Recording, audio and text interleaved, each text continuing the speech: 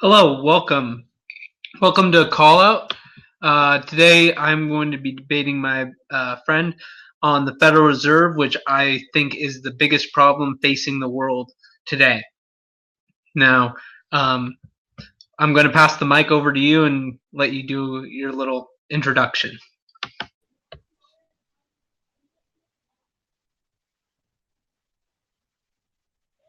Hello. So the Federal Reserve System that has been raised over here, that it is a hindrance to the developing nations. I really don't agree to it. I really disagree. You know why? Because as I was going through this Google, I've got a very important statement of written over there that this particular Federal Reserve, which is termed as central bank in most of the other countries, this was formed through a Federal Reserve Act of 1913 when there was a financial crisis in the state. So, when a system of government or when a system has been prepared to wipe out all the economic crisis and to start a new revenue system through which the country can prosper, I don't think that can be a hindrance to the economic development of a society. And the thing is that the Reserve Bank, which we term in India as a central bank, similarly in United States we say to be the Federal Reserve, as well as in the Swiss Bank of Switzerland. So these are all the central bank which functions the main economic power. This particular bank has got the power to publish the currency. This particular bank has the power to maintain the records of all other banks. So it will always work towards the economic development of a country, of a nation. So there, I think there exists no question to why the Federal Reserve or central bank of a nation of a state can be hindrance to economic development. So if my opponent can pass me the points or why he thinks such a way, then I can understand and then I can answer. Okay. Uh, so the problem that faces the world is the Federal Reserve. Like you said, the economic crisis, yes, the Great Depression, and other things have led to the Federal Reserve being created to stop certain crises from happening. However, the Federal Reserve is able to manipulate inflation, manipulate surpluses, deficits. They are able to manipulate numbers. So most of our currency is based on digital based, and about a third of it is fiat currency. Now, you beautifully stated when the Federal Reserve was created in the United States in 1913, and stuff like that. But the Federal Reserve has been able to fund anything that they want and be essentially above the law.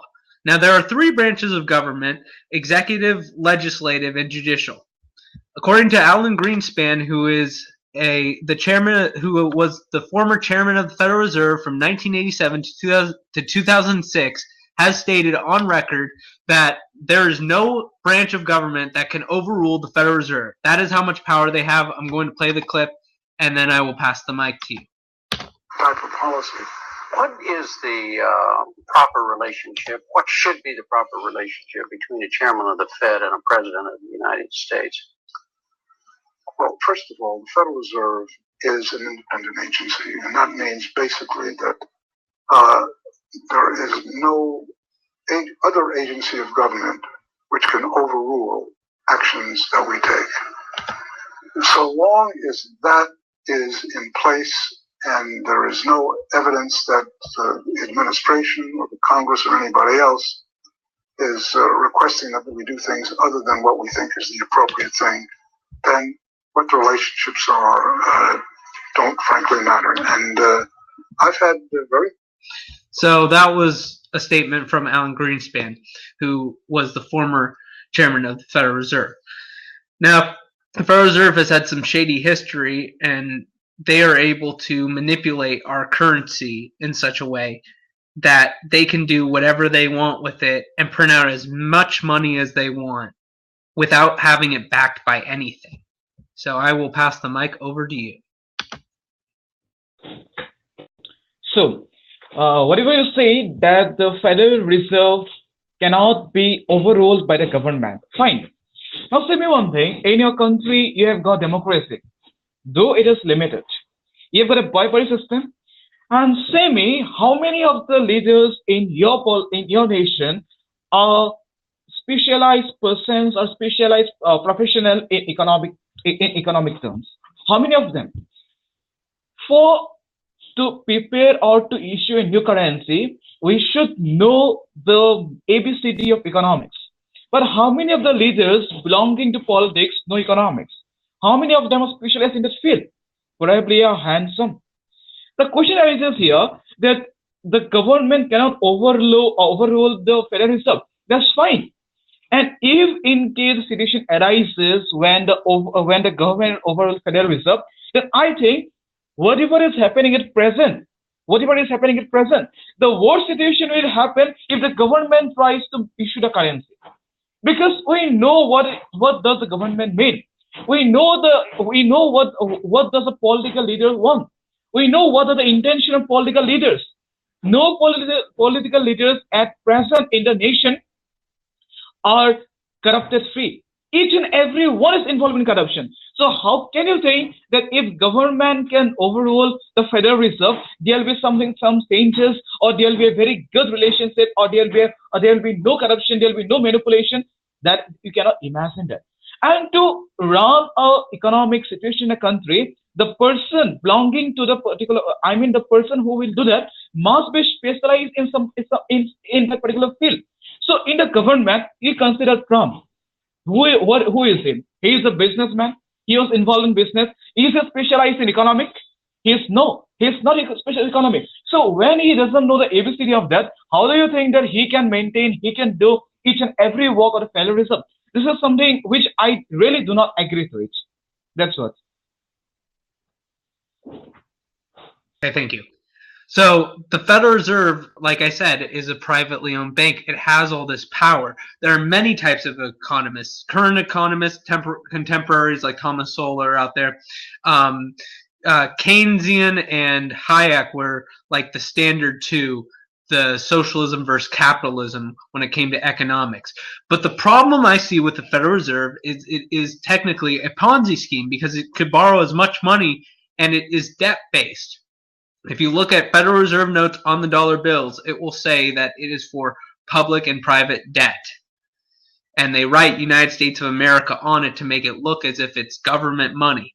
But yet it owns the government. So essentially, the Federal Reserve owns the United States. And most of the countries in the world are owned by the Federal Reserve, which is centralized banking. Something the Founding Fathers had warned us against. Now, I'm going to pass the mic over to you because I have such little time, and we'll finish our talking points. So there you go. Okay.